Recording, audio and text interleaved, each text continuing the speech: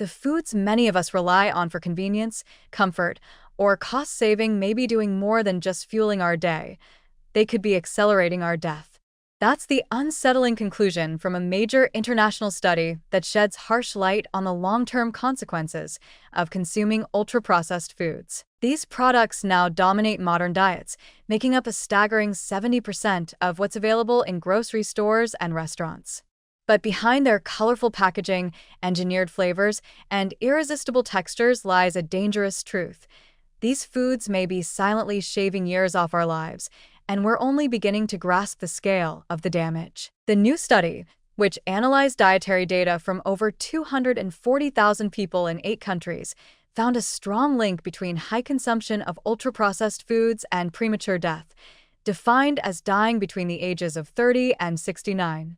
In the United States alone, researchers estimate that up to 14% of all early deaths could be tied to these foods. That's not a niche concern or some hypothetical future risk. That's potentially hundreds of thousands of lives being lost early every single year from what many still consider normal eating. This isn't just about eating too many cookies or the occasional drive-through dinner. This is about a systemic, decades-long shift in our food system, one that has redefined eating from a natural, nourishing act into something industrialized, synthetic, and increasingly harmful. Ultra-processed foods are not merely processed, like canned beans or frozen vegetables. These are products deliberately designed for maximum shelf life and addictive taste. They are made from refined sugars, industrial oils, emulsifiers, artificial sweeteners, preservatives, and lab-engineered flavorings, many of which have no business inside the human body. They don't just lack nutrients, they actively displace real food. That displacement is where much of the danger begins. When we replace fruits, vegetables, legumes, nuts, and whole grains with packaged snacks, ready-made meals, and sugary drinks, we lose more than vitamins. We lose the natural compounds and fibers that help regulate our metabolism, reduce inflammation, and protect against chronic disease. We replace balance with imbalance, nourishment with novelty, wholesome variety with nutrient-void uniformity. According to the researchers and experts weighing in, the damage goes deeper than surface health markers.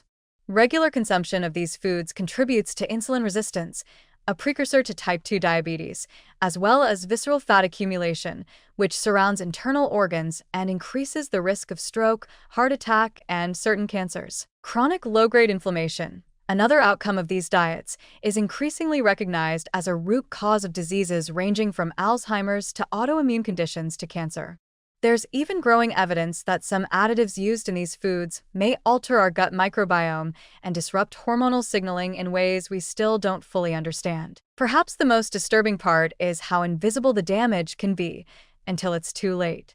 You can live for years, even decades, eating ultra-processed foods without obvious symptoms, all while the biological wear and tear builds beneath the surface. Then, seemingly out of nowhere, you're diagnosed with hypertension, prediabetes, fatty liver disease, or worse. The cumulative nature of the damage means that by the time the consequences are visible, they're often irreversible. And when it starts early, think of children growing up on snack packs, sugary cereals, and microwave dinners. It becomes an intergenerational health crisis. The illusion of choice doesn't help either. These foods are aggressively marketed, often cheaper than whole foods, and readily available in nearly every corner store, gas station, and school cafeteria. They're woven into the fabric of modern life, part of celebrations, coping mechanisms, and cultural habits. And they're not just indulgences. For many lower-income families, ultra-processed foods are the default, sometimes the only option. This creates a brutal cycle. The very populations most vulnerable to chronic disease are also the most targeted and the most exposed to dietary hazards that worsen health outcomes over time. Nutrition experts do emphasize that balance is possible and that not all processed foods are created equal.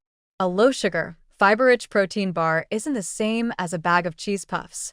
But these distinctions often blur under the weight of advertising, convenience, and craving. The truth is, most people aren't eating ultra-processed foods in moderation. They're eating them as a primary source of calories. And if this study is right, that dietary habit is proving fatal, quietly, cumulatively, and across entire populations. The modern diet is now dominated by substances the human body never evolved to process. If food is medicine, then ultra-processed food is a slow-acting toxin.